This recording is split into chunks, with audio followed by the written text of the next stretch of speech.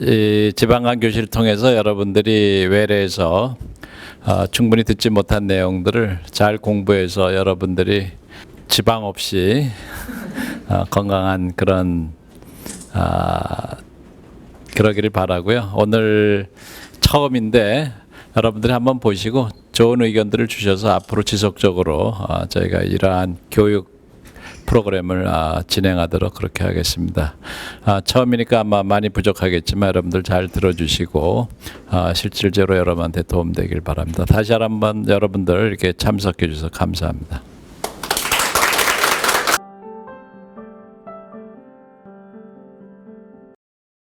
안녕하세요. 저는 이제 지금 소화기내과 간센터에서 지방간뿐만 아니라 여러 간질환들에 대해서 이제 외래 진료를 보고 이제 설명도 드리고 그러는데 오늘 지방간이 뭔지 이제 간단히 조금 제가 개략적인 것만 좀 말씀드리도록 하겠습니다. 현대인의 간 과연 괜찮을까? 보시면 폭음 현대인들이 폭음과 과음, 수면 부족, 이런 스트레스 이런 것들 때문에 이제 알코올성 간질환이라든지 이제 비알코올성 간질환 이제 그런 것들이 굉장히 많은 것으로 알려져 있습니다.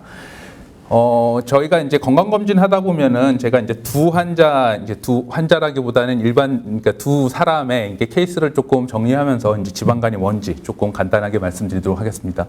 40대 남자 회사원인데 이제 회사에서 건강검진 했더니 지방간이라고 해가지고 이제 저 외래로 이제 내원했었던 환자입니다. 그럼 과연 지방간이 뭔가? 이제 환자가 저한테 여쭤봤습니다. 지방간이 뭔가요? 이제 물어봐가지고 제가 이제 대답을 했습니다. 지방간의 정의는 말 그대로 간에 지방이 끼는 것들을 이제 지방간이라고 이제 얘기를 해주는데 이제 지방간도 그 경중도가 있습니다. 단순히 그냥 간에 지방만 끼고 있는 그냥 단순 지방 간인 지방증인 상태도 있고 이 지방 때문에 그 주위에 염증이 생겨서 이제 원래는 간에 지방이 5% 이상, 5% 이내 끼는 거는 정상적입니다. 근데 5% 이상 끼게 되는 경우에 저희들이 이제 지방간이다라고 이제 언급을 해드리고 우리 간에 지방이 끼게 되면은 그 주위에 염증이 생기게 되는데 그 염증이 생기게 되면은 이제 지방간염으로 진행을 하는 겁니다. 우리 피부도 염증이 생겼다 가라앉았다 생겼다 가라앉았다 반복되게 되면 모양이 흉하게 변하듯이 마찬가지로 간도 염증이 심하게 생겼다 가라앉았다 계속 반복되게 되면은 간의 이제 모양이 흉하게 변하는 거고 누구나 다 우리가 술 많이 드시면은 간 나빠지는 거 다 압니다. 이제 이제 이 환자도 이제 그런 쪽으로 이제 설명드릴 건데 술 많이 드시게 되면 간에 지방이 많이 끼면서 그 주위에 염증이 생기게 되고 그것들이 이제 섬유화가 진행되고 그러면서 이제 간 경화로 이제 진행되는 이제 그런 코스로 이제 진행되는데 나중에 말씀드리는 이제 비알코올성 지방간도 아까 이제 생로병사 거기서도 보셨지만 이제 조금 안 좋은 증례로 이제 진행하실 수도 있습니다. 그래서 이제 크게는 이제 지방간이라는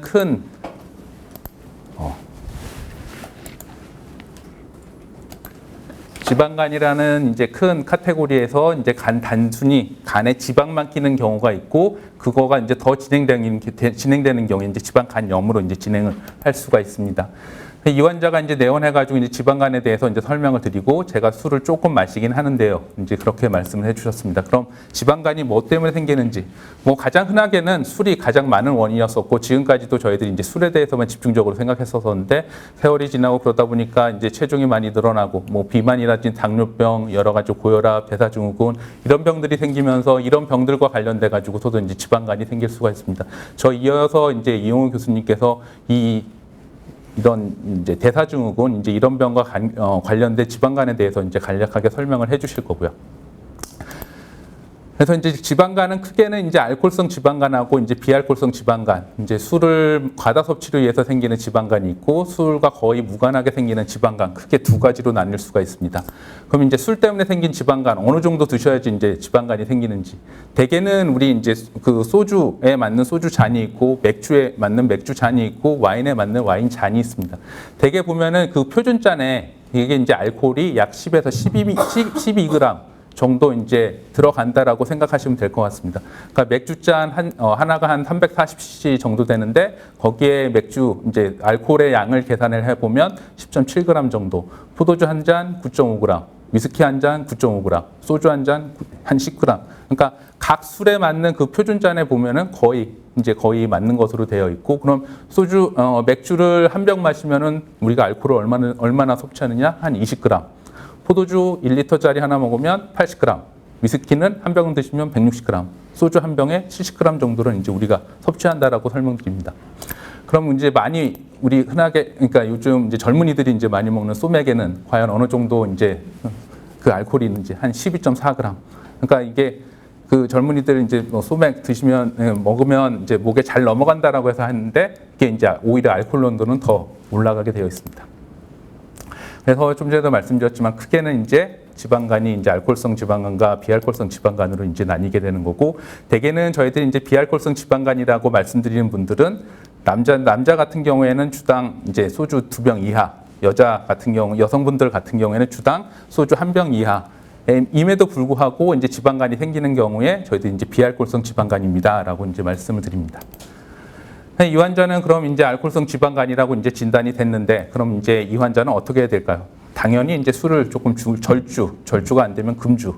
그러니까 이런 지방간은 근본적으로 그 원인이 조절돼야 됩니다. 뭐 술 때문에 생긴 지방간, 술이 조절돼야 되는 거고, 체중 때문에, 비만 때문에, 아니면 뭐 당뇨 때문에 생긴 지방간, 그것들이 이제 조절이 돼야 되는 거고요. 그래서 이제 이 알코올성 지방간이 과연 얼마나 안 좋게 진행되는지 본다라고 하면, 알코올성 지방간은 장기간 과다 음주자의 거의 100%에서 이제 발생하는 것으로 되어 있고, 이 알코올성 간염, 그러니까 말씀드렸지만 지방간만 있으면 좋은데 그게 이제 더 진행돼서 그 주위에 염증이 생기고 이제 그런 것들이 알코올성 간염인데, 이런 알코올성 지방간에서 한 35% 정도까지 이제 알코올성 간염으로 진행을 하는 것으로 되어 있습니다. 그럼 이 알코올성 간염에서 이제 조금 더 진행돼서 알코올성 간경변은 한 20% 정도에서 이제 발생하는 것으로 되어 있고, 이 20% 발생한 사람들 이제 알코올성 간경화라고 저희들이 진단했으면 이제 5년 생존율이 한 35% 정도 된다라고 이제 말씀드립니다. 이제 그 환자분들도 그렇고 이제 간경변하고 간경화하고 이게 서로 다른 병이라고 이제 알고 계시는 분들도 있는데, 간경변, 그러니까 저희가 이제 실컷 뭐 이제 간이 나쁩니다, 간경변입니다, 이제 그렇게 설명드리는데 나중에 나가시면서 물어보시는 게 간경화는 아니죠. 이제 이렇게 이제 물어보시는 분들이 있습니다. 간경변하고 간경화는 똑같은 얘기입니다. 똑같은 얘기인데 원래는 간경변이 표준어였었는데 이제 술병에 간경화 적혀 있다 보니까 일반인들한테서 이제 많이 회자가 되고 그래서 이제 표준어로 들어왔는데, 어쨌든 이제 알코올성 간경변, 간경화가 이제 똑같은 얘기입니다. 그래서 이제 이 알코올성 간경변, 간경화 환자에서 약 15% 정도에서 이제 무서운 이제 간세포암으로 진행되는 것으로 알려져 있습니다.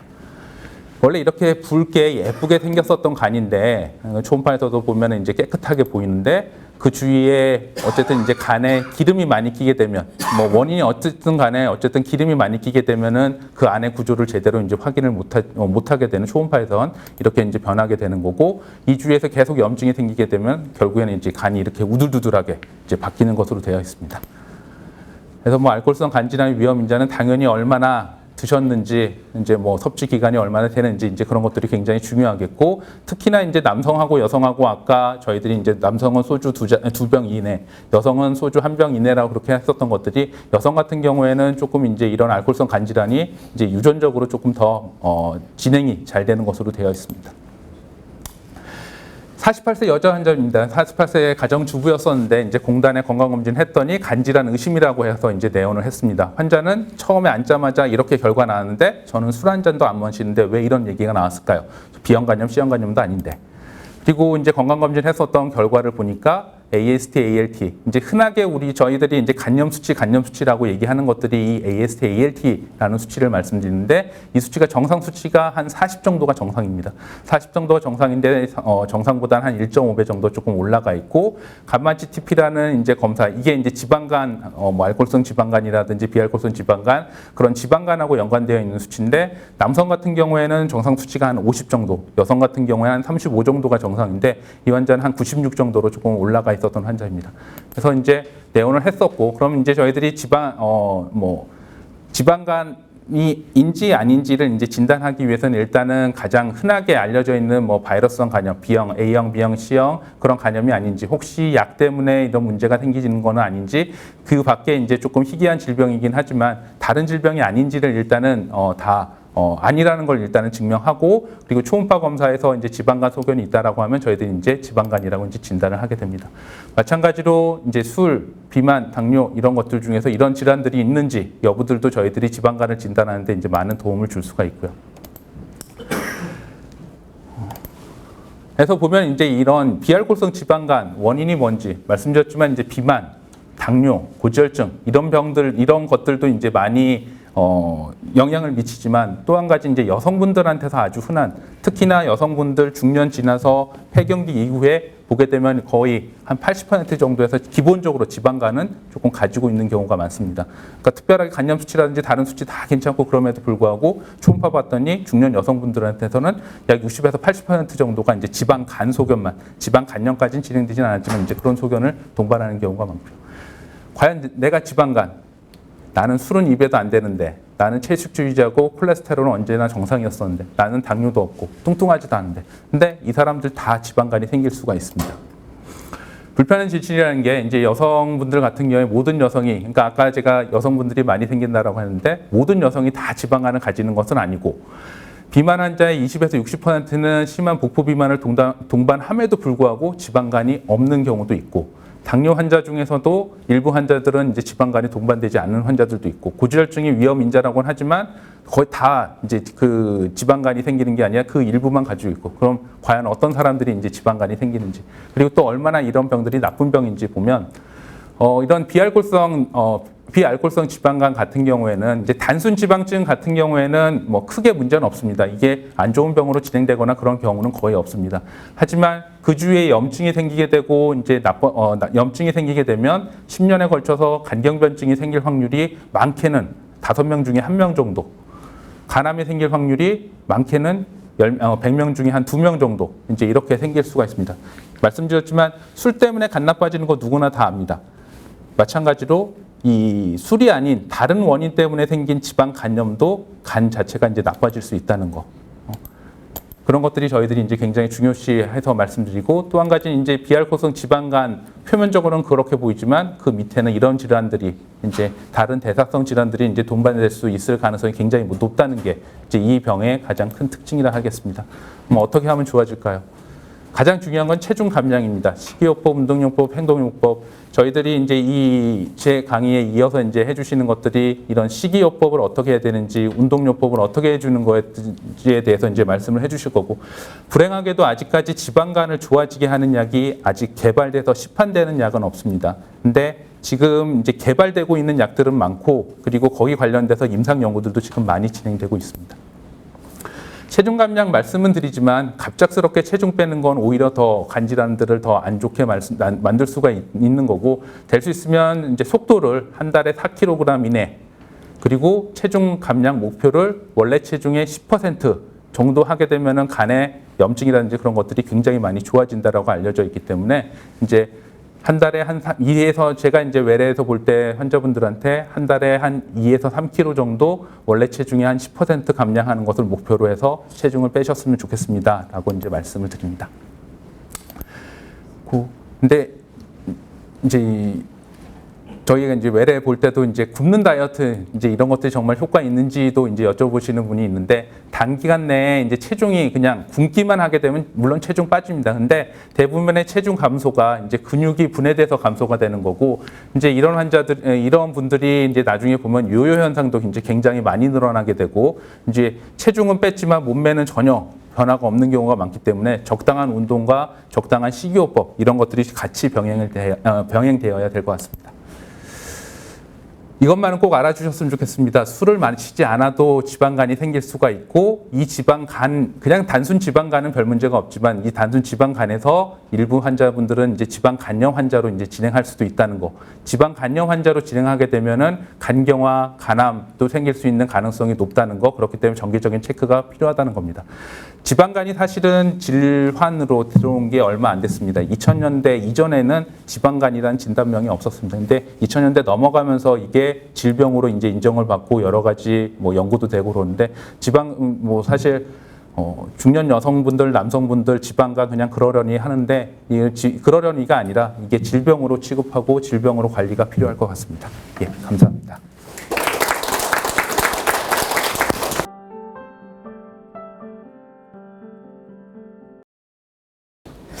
저는 이제 주로 내분비내과에서 이제 지방간, 당뇨병, 비만 쪽을 많이 보고 있고요.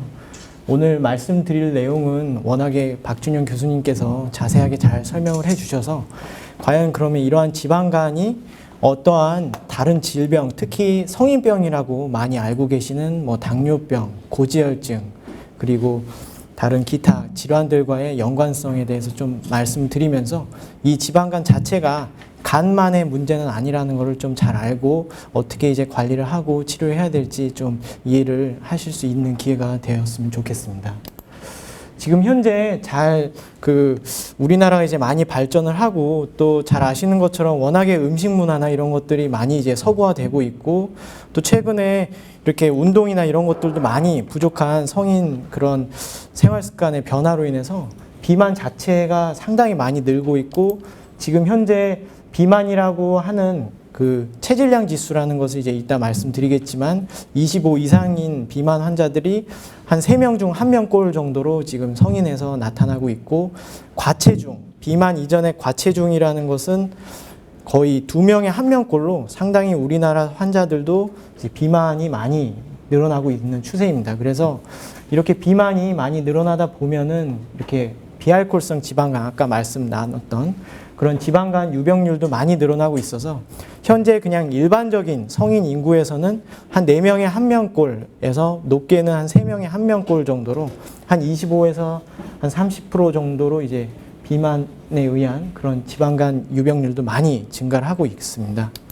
또한 더 이제 흥미로운 그런 사실은 그 당뇨병 환자에서 보게 되면은 특히 더 지방간을 갖고 있는 환자들이 많은데 뭐 보고에 따라 좀 다르긴 합니다만 한 반수에서 한 70%까지도 당뇨병을 갖고 있는 환자들은 이 비알코올성 지방간을 갖고 있는 비율이 점점 높아지고 있고요. 또 반대로 지방간이 있는 사람들이 나중에 몇 년 뒤에 당뇨병이 생길 비율도 상당히 높습니다. 거의 1.5에서 2배 이상 된다는 보고들도 있고 당뇨병 이외에 콜레스테롤 혈증 또는 뇌졸중이나 심혈관 질환 그리고 콩팥, 만성 콩팥 질환이라고 해서 이제 콩팥 기능이 떨어지는 환자들도 있는데 그러한 만성 질환들 자체가 이러한 비알코올성 질환을 갖고 있는 환자에서 많이 위험도가 높아진다는 것이 최근에 많이 밝혀지고 있습니다. 그래서 이 비알코올성 지방간이 증상이 없고 이렇게 잘 알기 어렵지만은 이게 근본이 돼서 다른 질환들을 많이 일으킬 수 있다는 것을 꼭 기억을 하고 계셔야 될 것 같습니다. 이 슬라이드가 이제 가장 중요한 슬라이드라고 이제 말씀드리고 싶은데 이 간에 이제 지방이 이렇게 차게 되는 이유는 크게 나눠보면 한 3가지 정도로 생각을 해볼 수가 있습니다. 첫 번째로 이제 간에 이제 지방이 생기는 원인으로 가장 흔한 것은 많이 지방의 함량을 갖고 있는 음식물을 섭취하는 것입니다. 쉽게 술 같은 것들이 많이 이제 지방간을 일으킬 수가 있지만 술을 많이 안 먹는 그런 여성분들 같은 경우도 단순히 튀김이나 이러한 고지방, 삼겹살이나 이런 것들을 많이 먹는 사람뿐만 아니라 쉽게 생각하지 않는 흔히 이제 건강에 좋다고 알려진 과일 같은 경우도 과당 성분을 많이 함유하고 있기 때문에 이런 과일이나 탄수화물, 빵, 떡 이러한 것들도 많이 섭취를 하게 되면 그러한 성분들이 다 지방으로 변화가 돼서 이게 축적이 되는데 간으로 많이 이제 가게 되면 이제 지방간이 생기는 것입니다. 그래서 당연히 이제 음식 섭취가 가장 중요한 요소 중 하나이고요. 또 간으로 가더라도 지방산을 소모할 수 있는 그러한 효율이 높은 사람들은 지방이 축적이 되면서 다시 태워버리는 경우가 많습니다. 그래서 지방산을 빨리빨리 에너지가 간에 축적이 되더라도 그러한 에너지가 축적되는 것을 억제할 수 있는 메커니즘 기전이 잘 발달된 환자들은 이렇게 지방간이 생기지 않습니다. 그렇지만 그러한 데 있어서 상당히 중요한 것이 이제 운동이고요. 그래서 운동을 열심히 한 사람들은 에너지가 많이 간으로 가더라도 금방금방 태울 수 있다고 그렇게 이해를 하시면 좋을 것 같고요. 또 한 가지는 이렇게 많이 먹더라도 이러한 탄수화물이나 지방 같은 에너지가 간으로 가지 않고 지방 조직으로 잘 이동이 돼서 지방 조직의 안전이 보관이 되면 또 지방간이 생기지 않습니다. 근데 이렇게 간에 축적되지 않도록 지방이 빠져나와서 그 빠져나올 때 이제 중성지방이라는 이런 성분으로 해서 지방 조직인데요, 이것은. 그래서 뭐 피하 지방 같은 경우 이제 안전하게 지방 성분을 보관할 수가 있는데 우리 이제 그 살이라고 보통 흔히 얘기하는 그런 다리 근육 둘러싸고 있는 피하 지방이나 또는 팔 둘러싸고 있는 피하 지방으로 잘 지방이 보관이 되면은 또 이렇게 엉뚱하게 간으로 가서 지방간이 생기지 않을 겁니다. 그렇지만 이러한 요소들이 이렇게 생활습관 관리나 유전적인 요인에 의해서 변동이 생기게 되면은 결과적으로 지방 조직으로 잘 지방이 보관이 되지 않으면 엉뚱하게 이제 지방간이 생기는 것입니다. 그리고 여기서 한 가지 또 말씀드리고 싶은 것은 그럼 왜 이렇게 많이 먹어서 간으로 자꾸 지방이 쌓이느냐? 그 영향을 주는 요인 중 하나가 여기에 표시는 하진 않았지만 이제 인슐린이라는 호르몬이 있습니다. 그래서 우리 몸에서 인슐린 호르몬은 상당히 좋은 역할을 하는 혈당을 낮춰주는 호르몬이지만 인슐린이 너무 많이 분비가 되면 그 호르몬이 이 에너지를 어디 보관하기가 어려워서 결과적으로 간에 축적을 시키는 또 나쁜 기능도 있습니다. 그래서 인슐린이라는 호르몬의 역할이 또 여기에 작용을 할 수가 있겠습니다.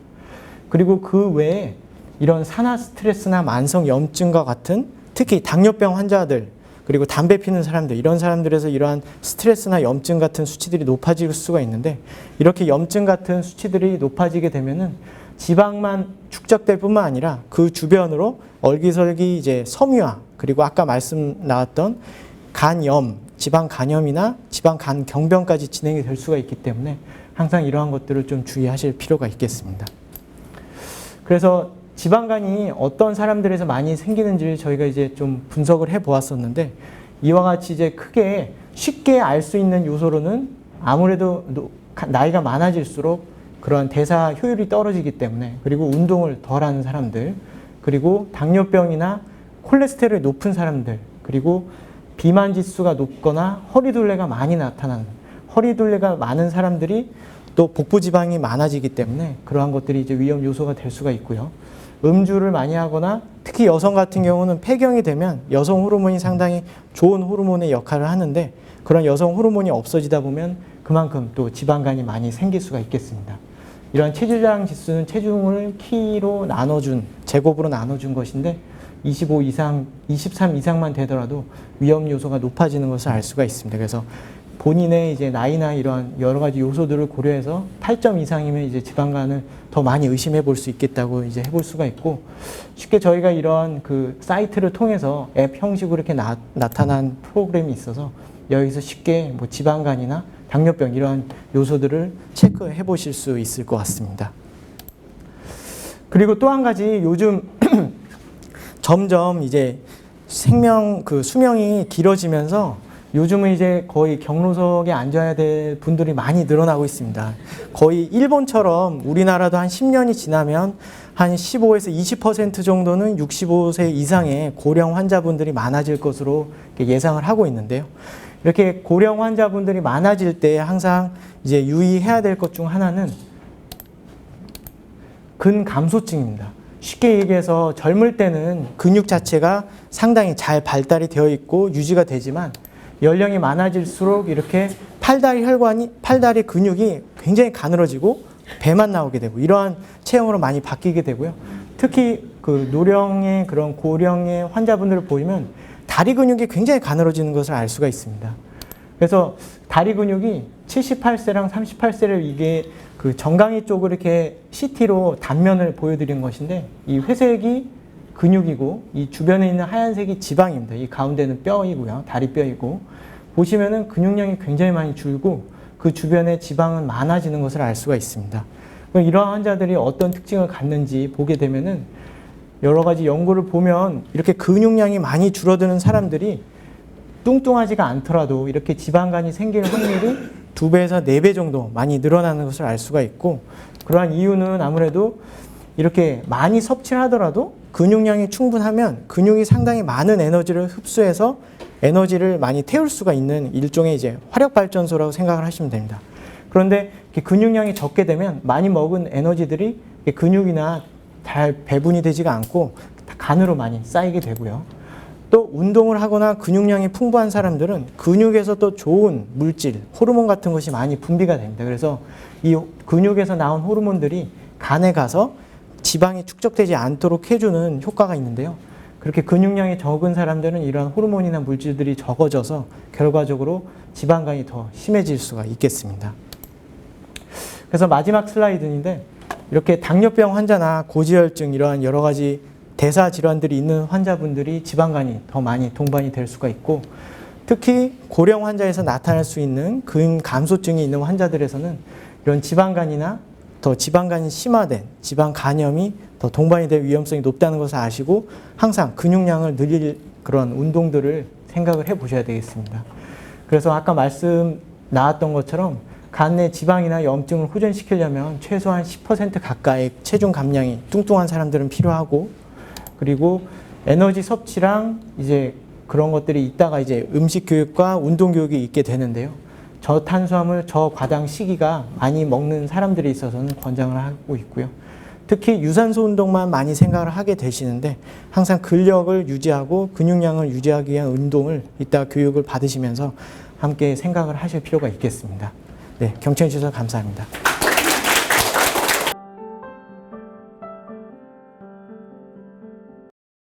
네, 안녕하세요. 세브란스 영양팀 영양사 주진이라고 합니다. 지금부터 지방간의 식사 가이드에 대해서 설명드리도록 하겠습니다. 지금 목차는 이제 지방간에 대해서 설명드릴 거고요. 근데 앞에서 다 많이 설명해 주셔서 간단히 넘어가겠고, 이제 식사요법이 왜 필요한지, 그다음에 얼마나 어떻게 드셔야 하는지 이런 순서로 진행을 하겠습니다. 네, 지방간은 무엇일까요? 첫 슬라이드 준비했는데요. 이제 앞에서 교수님들 다 설명해 주셨는데, 지방간은 간 무게 5% 이상 이제 과도한 지방이 쌓일 경우에 이제 지방간이라고 얘기를 합니다.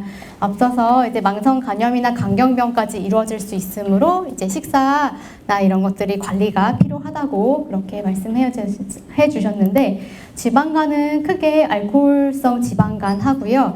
아까 전에 이런 알코올성으로 인해서 지방산 변환되어서 간에 축적이 되기도 하는데, 실제적으로는 비알코올성 지방간, 그러니까 비만이나 당뇨병이나 고지혈증, 약물이나 영양 결핍 또한 지방간의 큰 원인이 되고 있습니다. 그래서 지방간은 이런 것들을 이제 대사증후군이라고 앞서서 설명을 들으셨을 텐데요. 우리가 술, 비만, 당뇨병, 고지혈증 이런 것들에 대해서 개선이 있어야지만 지방간을 좀 개선하고 이제 관리를 할 수가 있겠습니다. 술은 당연히 이제 금주를 하셔야겠고, 비만은 체중 감량이 제일 중요하다 말씀을 들으셨을 거고요. 당뇨병은 우리가 혈당 조절을 하면서 이제 혈당 조절이 그 정상 범위 안에서 잘 움직일 수 있게 같이 도와주시는 거고요. 혈관 관리도 고지혈증이 이제 관리가 될 수 있도록 지방이나 지방 섭취, 특히 포화지방, 굳는 나쁜 지방 섭취를 좀 줄이시고 섬유소의 섭취를 좀 늘리시는 방향으로 가야 할 것 같습니다. 그래서 과식하지 않고 단백질이 풍부한, 간에 도움이 되는 단백질이 풍부한 식품하고요. 신선한 야채를 포함해서 균형 잡힌 식사를 하시는 게 가장 포인트라고 할 수 있습니다. 이 얘기 많이 들으셨을 거예요. 이거 누가 나도 몰라 인터넷에서 많이 봤는데 했는데, 조금 더 구체적으로 쉽게 설명드릴게요. 그래서 이제 식사요법이 필요하다는 건데, 금주하면 우선 건강이 보입니다. 술은 물하고 알코올하고 되어 있는데 실제로 영양소는 하나도 없어요. 영양가가 하나도 없습니다. 우리가 빈 영양소, 빈 에너지라고 이렇게 얘기를 하는데, 열량은 되지만 영양가는 없다. 그래서 장기간의 음주는 영양 결핍을 그래서 초래를 할 수 있습니다. 앞서서 그 적정 섭취량에 대해서 말씀하셨어요. 하루에 뭐 10g 정도 알코올 했을 때 뭐 남성은 한두 잔, 여성은 한 잔 정도인데, 이런 뭐 다른 질환 없이 건강한 성인에게는 이렇게 안 드시는 분들한테 권장하진 않고요. 이제 드시는 분들이 이제 마지노선적으로 이 정도로 드시라고 말씀을 드리는데, 실제적으로 지방간이 있다고 하면은 금주하실 것을 강력하게 말씀드립니다. 두 번째는 이제 비만 관리. 비만하게 되면은 아까 인슐린 저항성이라고 하는 굉장히 중요한 단어를 배우셨을 거예요. 인슐린 저항성이라는 거는 우리가 먹었을 때 혈당이 올라가는 것들을 세포 안으로 빨리빨리 넣어줘서 이제 그런 세포가 에너지 대사가 잘 되어지게 하는데, 인슐린 저항성이 있는 분들, 특히 비만하신 분들, 뭐 이런 분들은 이제 인슐린 저항성이 낮기 때문에 그런 과도한 에너지 대사가 좀 어렵게 됩니다. 그래서 지방간도 생기고요. 그래서 당뇨병이라는 것도 발병을 하게 됩니다. 이런 것들이 모두 다 비만, 체중과 관련이 되어집니다. 지방간도 마찬가지로 체중 관리가 반드시 첫 번째로 이렇게 말씀을 드리고요. 비만도 계산은 조금 이렇게 계산기를 하면 금방 쉽게 할 수 있어요. 예를 들어서 이제 비만도는 몸무게 나누기 이게 키의 제곱인데요. 제가 몸무게를 예를 들어 50kg고 160이라고 하면은 50 나누기 1.6 곱하기 1.6 이렇게 계산을 한번 해보시면은 쉽게 아실 수 있어요. 그래서 이제 저체중, 정상, 과체중, 경도 비만 이런 식으로 나눠줄 수 있고요. 아까 전에 그 지방간에 대해서 이제 계산하실 수 있는 그런 툴이 도구가 있었는데 거기 보니까 금방 뭐 과체중부터 1점으로 이렇게 계산이 되어지더라고요. 그래서 이제 체중의 비만도를 확인을 하시고 체중 감량이 필요하신 분들은 반드시 조절을 하셔야 됩니다. 그리고 이제 대사증후군에서 복부 둘레라고 하는 거는 이것도 이제 비만도를 측정할 수 있는 도구 중에 하나입니다. 간단하게 줄자로요. 이렇게 제일 배가 많이 나온 부분이 있죠. 배꼽 주위로 그 부분을 이렇게 둥 둘러서 재시면은 남자분들은 90cm 이상일 때 복부 비만, 여성분들은 85cm일 때 복부 비만입니다. 그러니까 집에서 한번 재보시고 내가 어느 정도 되는지 한번 확인을 해보세요. 그래서 이제 그래서 이제 체중을 감량을 해야 되는데 도대체 어떻게, 얼마나 빼야 될까? 체중 감량의 이상적인 목표는 이제 6개월에서 12개월 동안에 원래 체중의 7에서 10% 정도를 빼는 것이라고 얘기를 합니다. 그러니까 예를 들어 내가 100kg다. 그러면 한 단년에서 길게는 1년까지 한 10kg 정도 이상은 빼주시면 되겠죠. 근데 어떻게 빼야 되느냐? 그러니까 공식적으로는 하루에 500칼로리에서 1000칼로리 열량을 섭취를 줄이면은 매주 한 0.5에서 1kg 정도 체중이 빠진다고 합니다. 그러니까 예를 들어 하루에 500칼로리씩 덜 먹었다. 하루 500만큼 덜 먹었다. 그럼 한 달에 2kg 정도 뺄 수 있으신 거예요. 근데 도대체 500칼로리가 얼마큼인지 감이 잘 안 오세요. 500칼로리 되게 막 많은 것 같고 얼마큼인지 한 끼를 덜 먹어야 되나 이렇게 많이 고민하시는데 제가 그림을 좀 보여드리겠습니다. 이게 다 100칼로리거든요. 요 밑에 거는 아니고 보시면은 밥 3분의 1공기가 100칼로리, 옥수수 반 개가 100칼로리, 고구마 반 개도 100칼로리, 수박은 2조각이 100칼로리. 그러니까 500칼로리를 줄인다는 게 사실은 어렵으면 어려운데 그렇게 어렵진 않아요. 왜냐하면은 비만하고 체중이 많이 나가시는 분들은요 식사 이외에 간식을 무척 많이 드세요. 특히 어떤 간식 많이 드시냐면 여름만 되면요 이렇게 옥수수 자루로 해가지고 막 삶아놓고 얼려놓고 드시잖아요. 두세 자루 금방 드시잖아요. 옥수수 반 개가 100칼로리예요. 한 자루는 하나 다 드시면 200칼로리. 그쵸? 세 자루 드시면 600칼로리. 하루에 그것만 덜 드셔도 살을 빼실 수 있다는 계산이 나오겠죠.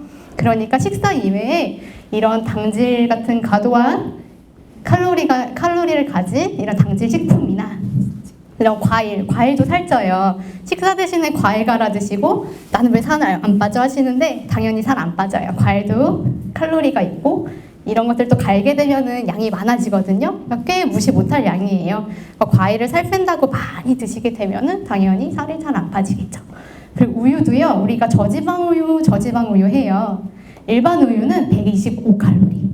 근데 저지방 우유는 4분의 1 정도 지방을 줄였기 때문에 칼로리가 80칼로리예요. 여기만 해도 만약에 하루에 2컵을 드시는 분이다. 그러면 이렇게만 해도 하루에 80칼로리는 줄이실 수 있는 거죠. 도너츠 이렇게 간단하게 아침에 도너츠 먹어야지 200칼로리 넘죠. 이것만 2개, 3개 한 자리에서 드시는 분들 그런 식습관만 개선해 주셔도 당연히 체중은 좀 감소하실 수 있을 거예요. 이렇게 알게 모르게 먹는 뭐 피자라든지 콜라도 이런 것들은 이제 단순당이라고 해서 드시면은 바로 혈당이 올라가는 아주 그 설탕들이 많이 들어가 있어요. 그러니까 이런 콜라 같은 그런 탄산음료 같은 것들은 되도록 드시지 않는 걸로 그렇게 생각을 하시고요.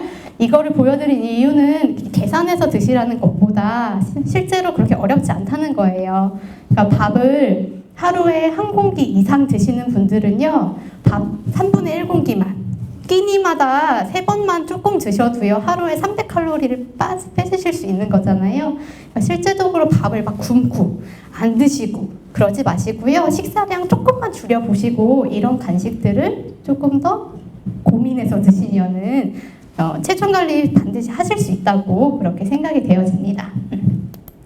그래서요, 이제 두 번째는 이제 체중 관리에 대해 말씀드렸고, 이제 두 번째는 이제 혈관 관리 말씀드릴 건데, 고지혈증은 이제 몸 안에 이제 중성지방이라든지 지방간을 많이 만들 수 있는 중성지방이라든지 콜레스테롤 수치가 높은 분들을 얘기하는데요.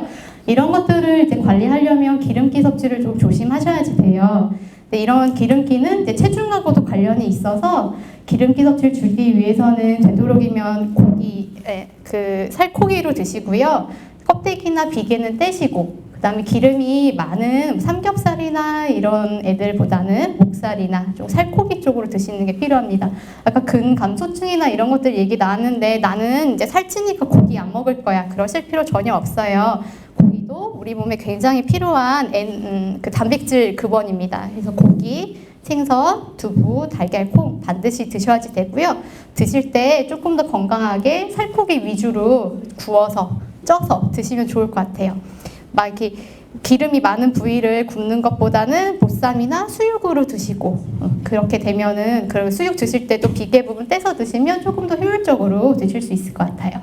아까 전 음료 말씀드렸는데 음료가 알게 모르게 굉장히 칼로리가 높아요. 당 때문이거든요. 그래서 이런 믹스 커피 노란 거 좋아하시는 분들은 거기에는 커피 프림, 설탕이 다 들어가 있어요. 아주 3종 세트예요. 다 들어가 있죠. 그러니까 그런 것들이 들어가지 않는 블랙커피로 좀 바꿔 드시고 탄산음료 대신에 좀 허브차나 그냥 일반 차 종류로 바꿔 드시고요. 그 다음에 아까 말씀드렸죠. 칼로리 차이가 나는 일반 우유보다는 저지방이나 무지방으로 바꿔 드시면은 훨씬 더 혈관의 그런 기름기를 조절하실 수 있다고 그렇게 생각이 되어집니다. 햄 소세지는요. 이 가공식품은 굉장히 이제 나쁜 기름 많이 있어요. 그래서 되도록이면 피하시는 게 좋고요. 정 드실 경우에는 끓는 물에 살짝 데치거나 드시는 횟수를 조금 줄이시면은 도움이 되실 것 같고요. 채소도 되도록이면은 이렇게 뭔가 그 채소 튀김 같은 것들보다는 좀 나물이나 좀 삶거나 데치거나 좀 담백하게 드시면은 더 좋을 것 같습니다. 그래서 섬유소 많은 식사 섭취하시는 거 말씀드렸고, 그다음에 이제 그 혈관 관리 중에 혈압도 연관이 되긴 하는데요. 이거는 그냥 간단히 그냥 싱겁게 드시는 거 그냥 상식적으로 알고 이렇게 운동도 필요하시다 이렇게 혈관 관리에는 도움이 되신다 이렇게 알고 넘어가겠습니다. 혈당 관리는 아까 인슐린 저항성과 연관이 되어져요. 이제 그런 뚱뚱하신 분들은 인슐린 저항성 때문에 이제 당뇨가 생기게 되는데 그렇게 되면 또 지방간의 이제 원인이 될 수 있어요. 그래서 규칙적인 혈당 관리를 하시려면요, 이제 드시는 양도 조절을 하셔야지 되고요. 일정한 시간에 규칙적으로 드시는 게 도움이 되십니다. 왜냐면은 식사 시간이 불규칙하신 분들은요. 과식이나 폭식을 하시는 경향이 많이 있으세요. 예를 들어서 나는 살 뺄 거야. 그리고 아침 안 드세요. 그러면 이제 점심 때까지 못 기다려서 옆에 초코파이 있으면 초코파이 먹고 옆에 뭐 파이 있으면 파이 드시고 뭐 이렇게 뭐 이렇게 음료수도 나는 블랙커피 먹는데 뭐 아주 맛있는 뭐 모카가 들어간 초콜릿이 들어간 음료 먹을 거야 이렇게 되거든요. 그러니까 되도록 식사는 과식하지 않고 간식을 좀 줄이기 위해서 일정한 식사 시간 맞춰주시고 밤량도 혈당 관리 위해서는 좀 일정한 양으로 지켜주시는 게 필요합니다. 근데 가장 지방간하고 연관이 되는 거는요. 아까 고기를 많이 먹어서 술을 많이 드시는 분들은 지방간이 생길 수 있다고 했는데 고기를 많이 먹고 기름기 많이 있는 걸 먹는다고 지방간이 생기지는 않는다고 했어요. 지방간은 이런 탄수화물 식품, 복합당 식품이나 단순당이 들어간 이런 당질 식품을 과잉으로 먹었을 때 그런 것들이 중성지방이라는 것들을 축적이 되고 걔네들이 또 지방에 쌓여서 지방간을 만들거든요. 그러니까 이런 애들은 아까 칼로리도 제가 설명드렸지요. 그러니까 너무 과도하지 않게 식사 시간에 좀 일정하게 드시는 게 필요하시고 음료나 아이스크림, 사탕, 블랙커피 그런 믹스커피에 들어가 있는 설탕이나 이런 단순당들은 최대한 좀 줄여서 드시도록 하시면 좋을 것 같습니다. 이 그림은요, 이제 어떤 걸 나타내고 싶었냐면 이제 골고루 드시는 거를 설명드리고 싶었어요. 뭐 혈관 얘기도 하고 혈당 얘기도 하고 간 얘기도 이제 드렸는데 다 이 그림 하나로 다 결론을 지을 수 있을 것 같아요. 우리가 골고루 먹는다는 거는요, 이제 이런 탄수화물, 그러니까 복합당, 감자, 고구마, 옥수수, 빵, 이런 떡, 이런 애들. 그 다음에 보라 색깔은 이 단백질이라고 하는 애들, 그리고 채소류, 그다음에 과일하고 우유, 이런 식품군을 하루에 다 드셨을 때 이제 잘 먹었다, 고루고루 먹었다, 이렇게 얘기를 되어지고요. 이 세 가지를 이제 식사 때 드시면 돼요. 얘를 이제 양 맞춰서 과식하지 않게 적당량 한 3분의 2공기 정도나 한 공기에서 일정하게 드시고, 그다음에 항상 이런 보라 색깔의 단백질 식품을 챙겨 드시고, 야채 식품을 또 중간에 많이 챙겨 드시면 이렇게 세 가지를 식사 때 챙겨 드시고요.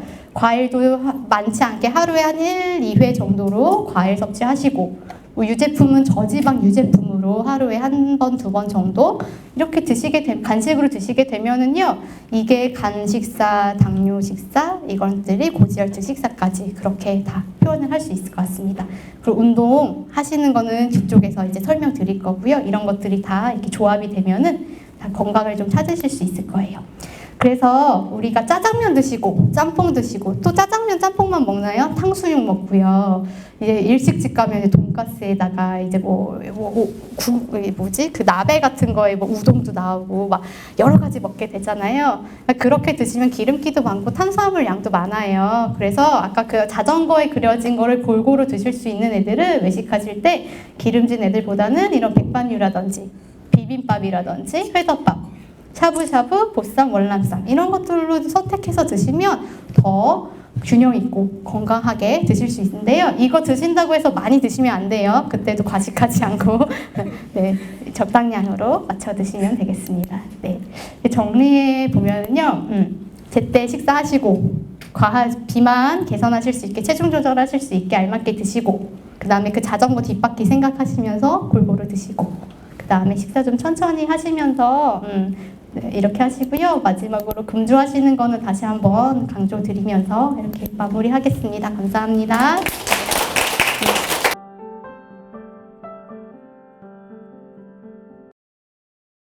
안녕하세요. 저는 암당뇨 의학센터의 박사후 연구원으로는 이미경이고요. 현재 그 암병원 암예방센터의 운동처방사로도 하고 있습니다. 저는 지난간 그 비만과 관련하여서 잘 안 들리세요? 네. 암하고 당뇨 환자들, 그다음에 암 환자들 대상으로 운동 처방과 운동 상담을 해드리고 있었는데요. 제목을 지방간 운동이 약이다라고 정했어요.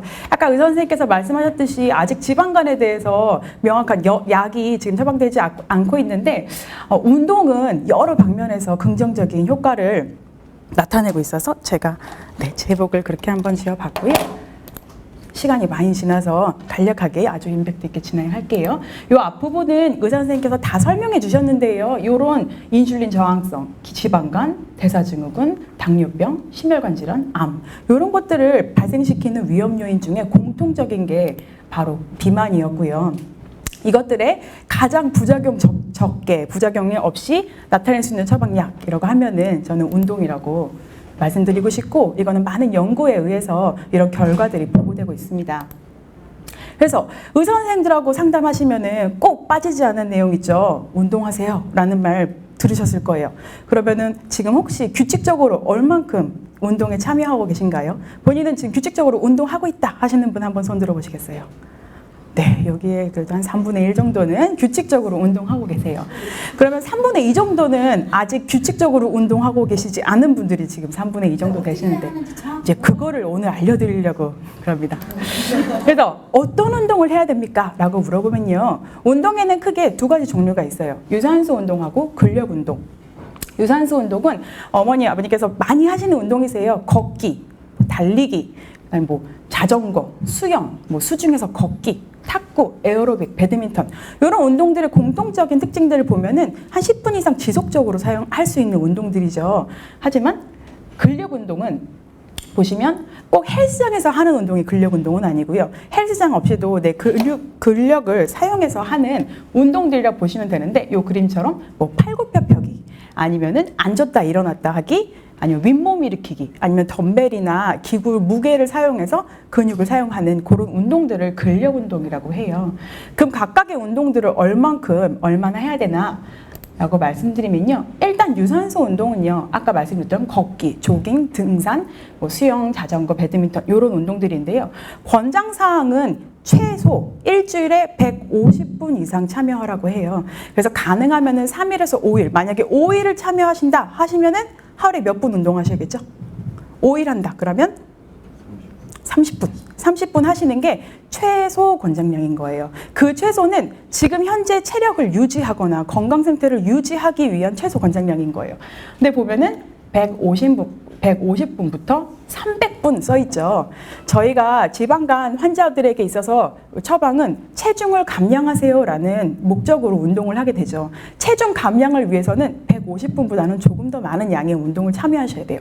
그 운동량이 300분 이상이에요. 300분을 만약에 5일 운동하신다. 그러면 한 번 하루에 몇 분 운동하셔야죠? 60분 운동이에요. 근데 하루에 60분, 난 지금 10분도 안 하는데 60분, 1시간을 어떻게 해? 너무 지겹죠? 그러신 분들은 아침, 점심, 저녁 나눠서 20분씩 하셔도 괜찮으세요. 그러니까 한 번에 시작하자마자 끝날 때까지 1시간을 꼭 안 하셔도 되니까 나눠서라도 그 하루의 총량을 61시간 이상 맞춰보시도록 한번 해보시는 게 좋고요. 그 다음에 지금 현재 운동을 전혀 참여하고 있지 않은데 권장량이 150분, 300분 이상이라고 해서 내일부터 300분 시작하시게 되면은 작심삼일 바로 옵니다. 그래서 하루에 10분부터 시작하시는 거예요. 15분 조금씩 늘리셔서 목표량을 300분 이상, 150분에서 300분 이상으로 늘려보시는 게 좋고요. 운동 강도는 중강도로 하는 게 좋냐, 힘들게 운동하는 게 좋냐, 어떤 게 더 지방간에 효과가 있냐라고 물어보시는데 최근에 나온 연구 결과에서는 중강도로 하든 고강도로 하든 지방간에 둘 다 긍정적인 효과를 미쳤거든요. 그래서 총 운동량이 더 중요하세요. 그래서 중강도로 하든 좀 힘들게 하든 그 총 시간량이 더 중요하다라고 말씀드리고 싶고, 이런 유산소 운동에 참여했을 때에는 이러한 효과들이 있어요. 심장과 폐의 기능 향상이 높고 혈액순환과 체지방량을 감소할 수 있고 혈중 콜레스테롤이나 혈압을 조절하고 다른 만성 질환들을 예방할 수 있는 효과들이 있고요. 근력 운동, 사실 유산소 운동은 많이 참여하세요. 걷기 교육받지 않아도 다 할 수 있으시니까요. 근데 근력 운동은 사실 참여하시는 분들이 없으시거든요. 혹시 나는 규칙적으로 근력 운동 참여하신다 하시는 분 계세요? 네, 어떤 운동 하시는가요? 벽에 기대서 앉았다 일어나 스쿼트 같은 운동 하시는 분 여기 한 분 계세요. 근력 운동. 아까 선생님께서 말씀하셨죠. 유산소 운동뿐만 아니라 근력 운동하라 빨간 글씨로 아까 쳐져 있었고요. 나이가 들면 들수록 근감소증이 오기 때문에 근력이 적은 사람, 근육량이 적은 사람에서 지방간의 위험이 2배, 3배 높다라고 말씀하셨어요. 근력 운동을 하게 되면은 우리 몸의 근육량을 늘려주게 되고요. 그 기초 대사량을 늘려줘서 장기간으로 체중 감량에 더 효과가 높고, 또 체중을 감량했을 때 이전 체중으로 돌아오는 것을 좀 더 예방할 수가 있고요. 또 뼈의 건강, 그다음에 자세, 그다음에 어떤 디스크나 다른 또 만성 질환에도 도움이 많이 되고요. 지방간에도 유산소 운동뿐만 아니라 근력 운동도 효과가 동일하다라는 연구 결과가 보고되고 있어요. 그래서 근력 운동은 그러면 얼만큼 운동해야 되냐? 이거는 최소 기준이 일주일에 2회 이상인데요. 전신 대근육을 사용하는 운동을 구성해서 한 운동당 8에서 12회 반복으로 참여하라고 말하고 있는데, 이렇게 말씀드리면 어떤 운동 해야 될지 모르시겠죠. 내일 다 헬스장 등록해야 되는 것도 아니고 내가 다 PT를 받을 수도 없잖아요. 그래서 간단하게 제가 여기서 정말 다양한 운동을 알려드릴 수 있지만 눈으로만 보고 가셔서 하시는 게 더 중요하잖아요. 그래서 가장 중요한 운동 동작 3개만 가져왔어요. 첫 번째 동작은 허리 코어 운동인데요. 그냥 누우셔가지고요. 발 보폭을 골반 너비로 넓혀서 이렇게 누우셔서 발을 90도 정도 이렇게 벌려서 누우시는 거예요. 그 다음에 엉덩이를 하늘로 쭉 올리셔서 어깨랑 골반이랑 무릎하고 일직선이 되는 라인까지 올라오셨다가 한 3초에서 5초 정도 쉬었다가 다시 내려오시는 동작을 반복하시면 되시고요. 이 상체 운동은 아버님 같은 경우에는 하실 수 있으세요. 근데 어머님 같은 경우에는 상체 근력이 부족하신 분들은 사실 이런 동작까지 나오긴 어려우세요. 그러한 경우에는 누워서 하시는 것보다 처음에는 그냥 벽에다 대고서는 밀었다가 당겼다가 이렇게 하시고, 그 다음 단계에는 경사도가 조금 더 낮은 동작으로 이렇게. 근데 지금처럼 밀리는 동작을 하면은 이게 지지를 못하니까 다치실 수 있겠죠. 그래서 고정된 벽 같은 걸 사용하셔가지고 하시고요. 요거의 주의사항은 그림에서 보듯이 어깨랑 골반하고 무릎하고 일직선이 되셔야 되는 거예요. 예를 들면은 만약에 여기에서 하신다 그러면 엉덩이가 위로 산으로 올라가서 이렇게 가시면은 수십 개 하실 수 있어요. 근데 체중이 실리지가 않잖아요. 근력 운동은 내 체중을 부하가 필요하기 때문에 어깨랑 엉덩이랑 무릎이 일선이 된 상태에서 엉덩이까지 같이 내려왔다가 올라왔다가 하시도록 주의하셔야 되고요. 그 다음에 이렇게까지 바닥까지 내려오지 못한다면 지탱하실 수 있을 만큼만 내려오시면 되세요. 이건 상체 운동이라고 보실 수 있고요. 하체 운동. 요거는 한번 자리에서 한번 같이 해보실까요? 그냥 의자 조금 책상 앞에만 조금 빼시고 다 의자에서 한번 일어나 보세요. 의자 앞에서 발 보폭은 골반 너비로 넓혀서 서보시고요. 그냥 골반 너비로 쓰셔가지고 뒤에 의자가 있잖아요. 팔 앞에 동작은 그냥 이렇게 모아서 가슴 앞에서 포개 주시고요. 그 상태에서 그냥 의자에 한번 앉아보세요. 의자에 앉아보세요.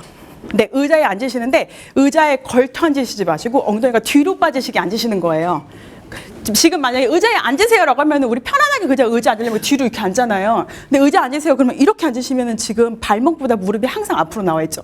이렇게 되면 체중이 발목에 실리기 때문에 발목에 무리가 오실 수 있거든요. 그래서 그냥 의자에 앉으세요 그러면은 뒤로 엉덩이를 빼서 그냥 투명 의자처럼 앉으시는 거예요. 다시 한번 해보시겠어요? 일어서다가 의자에 앉으세요. 뒤로 빼셨죠? 요번에는요 찰퍼덕 앉지 말고 의자에 엉덩이 닿기 직전까지만 앉으시는 거예요. 다시 한번 해보실게요. 준비 시작. 엉덩이 닿기 직전까지만. 그리고 다시 올라오시고 엉덩이 닿기 직전까지만. 옳지. 스톱. 예, 그렇게 하시면 되세요. 그렇게 하시면 왜 웃으시는 거죠? 그래서 노인분들 같은 경우에는 그냥 저처럼 의자 없이 그냥 투명하게 하실 수 있는데 하시다가 주저앉으실 수도 있잖아요. 그래서 그냥 의자 앞에서 안전하게 하시고 주의사항은 아까 말씀드렸듯이 앉을 때 무릎이 이렇게 나오게 되면 발목에 무리가 간다 그랬죠. 그래서 의자에 그냥 앉는다는 것처럼 뒤쪽으로 그냥 앉으신다고 생각하시면 되세요. 그래서 그냥 의자 각도에 앉는다는 생각으로. 그래서 내려오는 위치는 90도까지 내려오시면 가장 좋으신데 이게 힘드시다 하시면은 한 45도 정도만 내려오셔도 되세요. 그리고 허리는 피시고 시선은 땅을 보시면 허리가 굽어지거든요. 그래서 앞에 보신 상태에서 앉았다 일어났다 하시는데 한 동작당 한 10회를 기준으로 10회에서 한 15회 정도 반복을 하시고 한 15회에서 하신 다음에 한 물 한 잔 드시거나 발 한 번 이렇게 툭툭 털어주시고 한 1, 2분 있다가 다시 한 번 하시는 거예요. 그러면은 10번, 2번 반복하면 20번이죠. 근데 만약에 체력이 괜찮으시다 하시면 조금 쉬었다가 한 번 더 하시는 거예요. 그게 세트예요. 세트가 반복 말하는 거예요. 그래서 만약에 10번도 힘드시다 하신 경우에는 자기의 체력에 따라서 8번부터 시작하실 수 있고 10번 시작할 수 있어요. 그래서 하시면서 횟수를 조금씩 계속 늘려가신다 생각하시면 되세요. 그래서 오늘 다 잊어버리셔도요. 내용 다 잊어버리셔도 집에 가서 하시는 게 가장 중요하시거든요.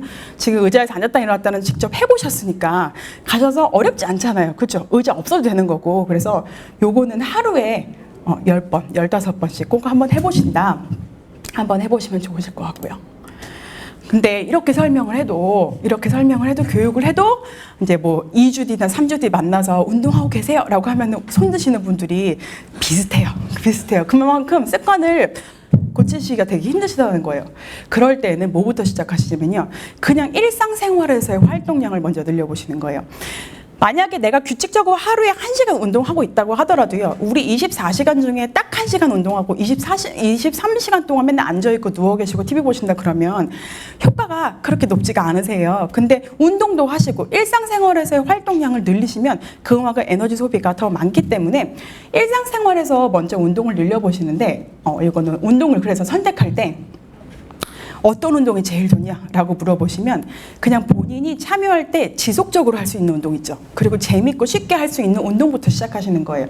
그리고 운동을 처음부터 무리하게 하시면 그 다음날 막 근육통 오고 힘들어서 하루 이틀 하다가 그만두시거든요. 그래서 쉬운 운동, 가벼운 운동부터 시작하고 혼자 하게 되면은 하루 이틀 하다가 그만두는 일이 많아요. 그래서 이제 배우자나 친구랑 같이 하고 맨날 습관이 될 수 있도록 정해진 시간, 장소에서 하시는 게 제일 중요해요. 그래서 TV 드라마도 정해진 시간에 하면은 TV 앞에서 이렇게 앉아서 기다리는 것처럼 운동 시간도 정해놓으시는 게 가장 중요하세요. 만약에 혼자 안 되시면 이런 운동 클럽이나 동호회 동호회 가입하시는 거. 그다음에 걷기, 야외에서 걷기 하면은 비 오거나 춥거나 막 하면 덥거나 하면 안 나가시잖아요. 그럴 때에는 집에서 제자리 걷기나 계단 올라갔다 내려갔다 하시는 운동도 괜찮으시고요. 가능하면은 날씨 영향받지 않는 그런 장소에서 할 수 있는 운동 선택하면 좋으시고요. 그럼 잘했을 때 자신한테 칭찬해 주세요. 와, 기특하다. 이렇게 했네. 그래서 보상도 해주고 선물도 주변 가족들한테 약속을 하시는 거예요. 내가 일주일에 5번 30분씩 운동하면은 무슨 선물을 준다. 뭐 이렇게 약속을 하시면 좀 더 동기 유발이 될 수 있고, 생활하실 때 요즘 핸드폰 다 가지고 계시잖아요. 핸드폰의 기능 중에 하루에 내가 얼마만큼 활동했는지 신체 활동 측정하는 그런 만보의 기능도 포함되어 있고요. 시중에서 만보기 그렇게 비싸지 않는 구입으로 사실 수 있거든요. 그래서 하루에 만보를 차고 다니시면서 하루에 이름 그대로 만보 채우도록 한번 활동해 보시는 거예요. 생각보다 차이기 쉽지 않으세요. 그리고 버스나 지하철 같은 대중교통 이용하시고 환승제도 생기면서 비만이 더 많이 늘어난 것 같아요. 아예 진짜 하루에 5분, 10분 걸어다니는 시간도 없어져가지고, 그래서 정거장에서 시간이 되신다면 한 정거장 먼저 내려서 걸으시는 거. 그 다음에 엘리베이터 대신 계단 이용하시는 거. 그 다음에 TV 보시면서 스트레칭하고, 차 주차하실 때 입구보다 멀리 좀 멀은 곳에다가 주차해서 그거라도 좀 걸으시는 거. 그리고 전화 받으실 때 서서 왔다 갔다 하시면서 전화 받으시는 거. 그리고 TV 리모컨 멀리하고 가서 TV 바꾸시는 거, 뭐 이런 것도 하실 수 있고, 아버님 같은 경우에는 집안일 도와주시는 거. 그리고 만약에 이런 회의 장소에서 화장실을 간다 하면 가까운 화장실 말고 밑에 층 화장실 사용하는 거, 뭐 이렇게 조금 불편한 생활을 이렇게 찾아서 하시면 좀 더 많이 움직일 수 있어요. 근데 이거를 선택하기가 되게 힘들어요. 사회가 너무 편안하게 변해가지고 내가 까딱 움직이지 않아도 모든 걸 다 할 수 있잖아요. 장 보는 것도 이제는 컴퓨터로 다 인터넷 주면 되잖아요. 그래서 장 볼 때에도 한 번에 많은 장 보지 말고 오늘 필요한 양만 조금씩, 그러면 들고 올 때도 근력 운동이 되고 유산소 운동도 되겠죠. 그런 생활을, 좀 불편한 생활을 해보시는 것도 도움이 되겠고요. 그래서 목표를 세우시는 거예요. 내가 이제 운동의 동기는 많은 선생님들이 이제 생활 습관 조절해야 되고 운동의 중요성 다 말씀드렸거든요. 근데 앞으로 가셔서 내가 변화되는 게 가장 중요하세요. 그래서 마음속으로 한번 생각해 보세요. 내가 언제, 어디서 어떤 운동을 할 수 있겠다. 한번 생각해 보셨어요? 그래서 오늘부터 실천하시면 될 것 같아요. 네, 감사합니다.